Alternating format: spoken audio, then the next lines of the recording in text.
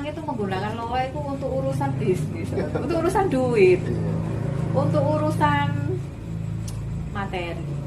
Tapi sebenarnya itu bisa digunakan untuk apa saja. Bagaimana merekonstruksi program bawah sadar kita saat punya hutang 70 juta supaya bisa lunas? Konkretnya seperti apa caranya? Kemarin 100 juta, saya ini 70 juta pun ya. Keyakinan di alam bawah sadar kita bahwa kita bisa melewati dan kita bisa bayar. Semuanya boleh hilang, yang nggak boleh hilang keyakinan dan harapan. Oke, boleh. Kemudian ini terkait dengan law of attraction itu sebenarnya gimana menurut Bunda? Kan banyak tuh sekarang seminar loa itu. Seminar loa. Sebenarnya seminar loa itu sama kayak rekonstruksi alam bawah sadar.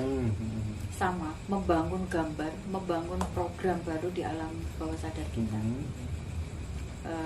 Membangun biasanya kalau jadi kebanyakan orang itu menggunakan loa itu untuk urusan bisnis, untuk urusan duit, untuk urusan materi. Tapi sebenarnya itu bisa digunakan untuk apa saja. Nggak hanya melulu tentang materi. Jadi itu salah satu teknik untuk memprogram alam bawah sadar kita. Jadi yang bagus-bagus yang diprogram untuk gantiin gambar-gambar yang ya mungkin udah kurang memberdayakan, udah tidak realistis, udah tidak sejalan dengan kondisi kehidupan yang saat sekarang. Jadi itu ditumpui dengan program-program baru.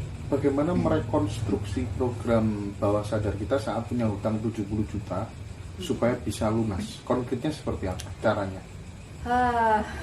Kemarin 100 juta, saya ini 70 juta pun ya. Sudah bisa ngangsur 30. Begini, kemarin itu juga ada pasien dari Jakarta juga begitu, sama Tulungagung juga begitu. Jadi punya kewajiban banyak di bank. Sebenarnya itu kan tergantung kita ya. Kayak tadi, kita harus punya grand design atas hidup kita sendiri. Ketika permasalahan utama kita adalah hutang 70 juta, ya berarti yang harus dibangun itu kan keyakinan di alam bawah sadar kita bahwa kita bisa melewati dan kita bisa bayar. Semuanya boleh hilang, yang nggak boleh hilang keyakinan dan harapan. Ya karena itu utama lah. Ketika udah keyakinan itu udah habis, harapan itu udah habis, ya bunuh orang diri itu loh. orang sih nggak bunuh diri, tapi ya begitu saja. Akhirnya tidak bisa memberdayakan dirinya. Jadi ya itu dia harus bikin, gak iso cuman bikin dia bikin gambar baru ya, dia bikin program baru, abis itu dia nggak ngapa-ngapain, ya nggak bisa. Tetap harus ada upaya, harus ada daya, Intinya bergerak. harus ada semangat. Iya. Lah kita diem aja, makan tidur ya nggak bakal dapat apa-apa. Makanya usaha, upaya itu harus maksimal. Setelah itu hasilnya kita langitkan. Karena itu sudah tidak lagi di ranah kita, bukan kita yang punya kuasa.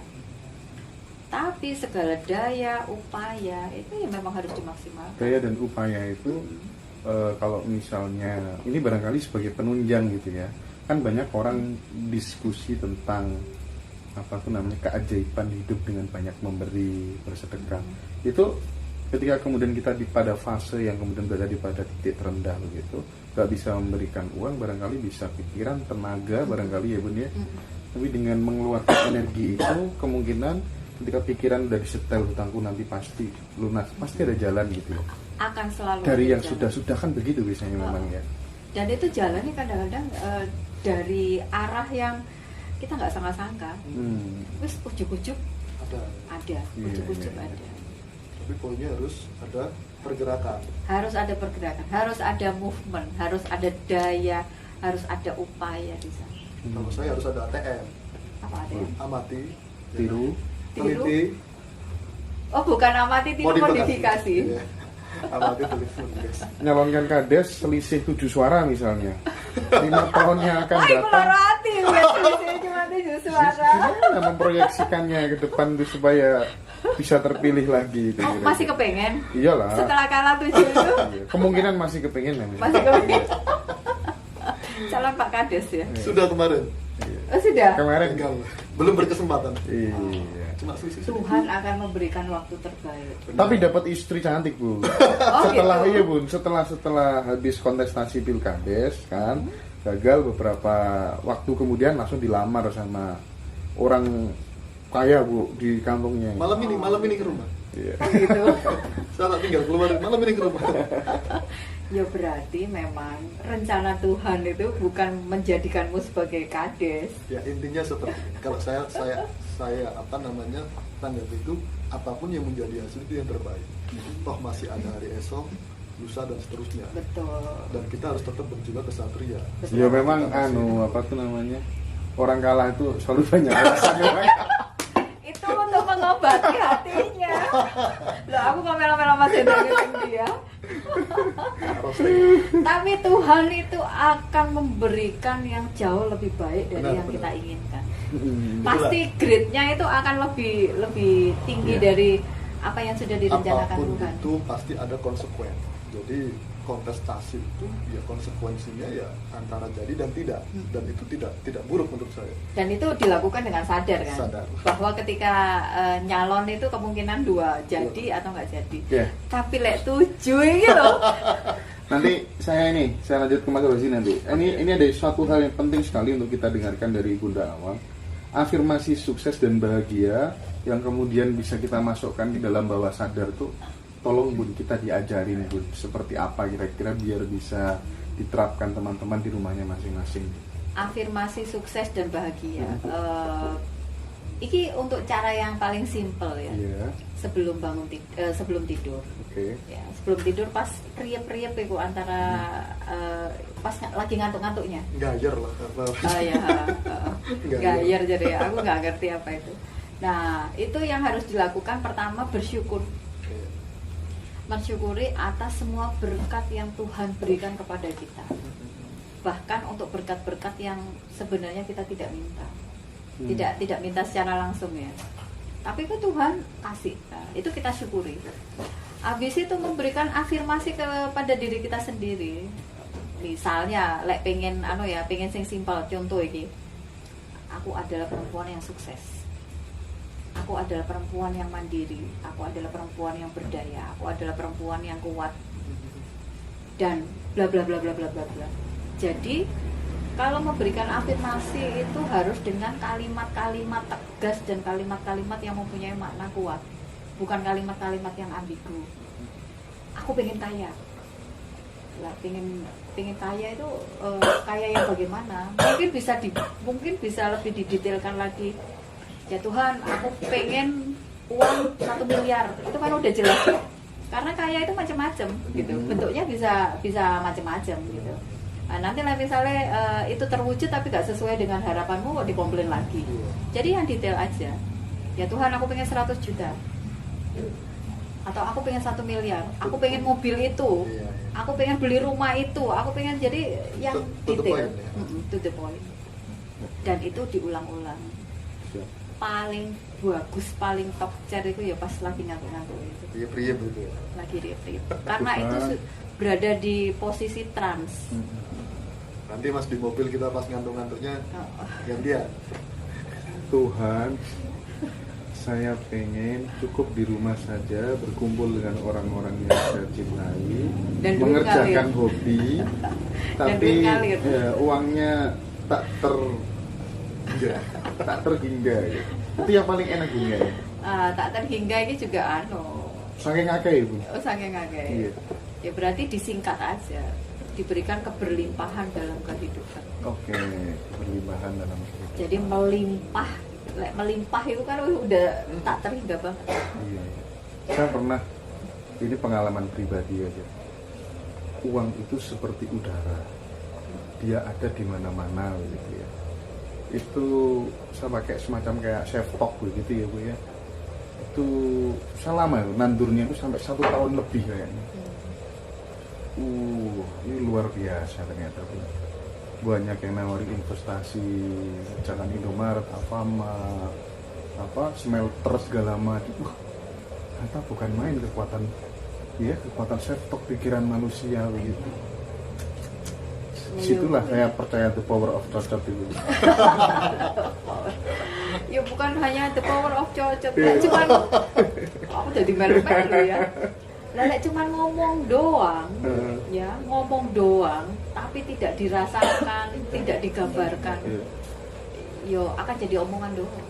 Nah, kenapa itu terjadi? Ya, karena begitu ngomong itu kan kalau dirasakan tuh. Iya betul. Tuhan, aku pengen 1 juta. Terus DGN itu gambarnya duit 1 juta tumpuan duit 100 juta. Ini 3 Itu bukan halusinasi ya Bun ya? Ya lek orang mau ngarani halusinasi ya itu bisa jadi bagian dari halusinasi. Itu tergantung Dari sudut pandang mana dia melihatnya. Sebagian orang itu mengharamkan loa juga. Gitu ya. Ada yang loa itu haram. Iya benar. Karena menyekutukan Tuhan tadi katanya. Tapi ya tergantung. Oke. Ini Bun, masing-masing kebutuhan. ada 4 hal Bun. Nasib manusia senang susah, miskin dan lain sebagainya itu sebenarnya tidak ada penyebabnya, itu satu. Yang kedua, nasib manusia susah, senang, jatuh, miskin itu sudah digariskan. Jadi wis di neng Laul Mahfud Rozi gagal jadi kepala desa. Itu tidak ada sebabnya karena eksekusinya kurang atau apa, enggak ada itu. Karena sudah digariskan. Yang ketiga, susah senangnya manusia, rezeki sengsara disebabkan karena perbuatan masa lampau. Yang keempat, susah senang hidupnya manusia, bahagia menderita itu karena disebabkan masa lampau, karma masa lampau dan karma masa kini. Itu menurut Bunda yang mana ya benar? Itu 4-4-nya yang disebutkan tadi saling berkaitan. Tapi ada satu hal, memang garis hidup kita itu sebenarnya sudah ditentukan di awal. Jadi misalnya, ya oke, jatahmu itu sak genggam. Ya ketika apapun daya upaya yang kita lakukan itu ya nanti hasilnya segenggam. Tapi jatahnya 5 genggam, ya. Taruhlah daya upayanya santai-santai kayak tadi di oma seneng-seneng karo bojone karo anake. Nyambut gawe sesuai dengan hobi, jadi nggak memberatkan. Tapi jatahnya 5 genggam ya 5 genggam. Wah, karena dijatah-jatah gitu, terus apa gunanya kita berusaha? Karena kita nggak tahu jatah kita itu berapa, makanya harus berusaha, berupaya. Oke. Kalau misalnya kita tahu jatahnya sak genggam, manusia diberikan kemampuan untuk bisa melihat. Oh ya wis aku santai-santai wae karena jatahku cuma segenggam. Makanya aku karo Gusti Allah ditutup supaya semua orang itu berlomba-lomba untuk memberikan daya upaya terbaiknya untuk kehidupan. Nah, sebelum ke Mas Rozi, supaya orang terbebas dari keserakahan materi, apa solusinya? Solusinya urip sak dermo wae. Urip sak dermo berarti nggak boleh punya mimpi yang besar dong. Mimpi yang besar itu harus, ya. Tapi kita harus, kita boleh bermimpi, tapi ya itu tadi harus realistis, ya. Harus realistis dan kita harus tahu batasannya. Misalnya, nyambut gawe ini kita itu, aku nih contohnya ya, aku oke. Nyambut gawe itu cuma dodolan kain. Gitu. Terus aku naruhnya juga di satu galeri di Jakarta. Itu kan kita bisa ngukur. Misalnya aku dodolan kain, mari ngono naruh cuma satu galeri di Jakarta. Tiba-tiba aku pengen duwe oma sing gedung magrong-magrong dengan nilai belinya itu 15 miliar. Masuk akal enggak? Ya bisa misalnya aku tiba-tiba oleh jodoh wong sing sugih gitu. Tipis mungkin. Tapi secara realita dengan apa yang aku kerjakan itu kan sangat nggak mungkin.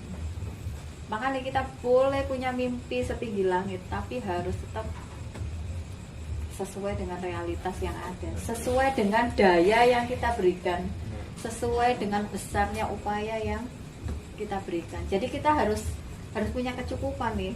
Dengan dayaku yang gini, dengan upayaku yang gini, berarti ya kurang lebih kita yang harus bisa mengukur gitu. Supaya ketika itu tidak tercapai, awal dia gak gendeng.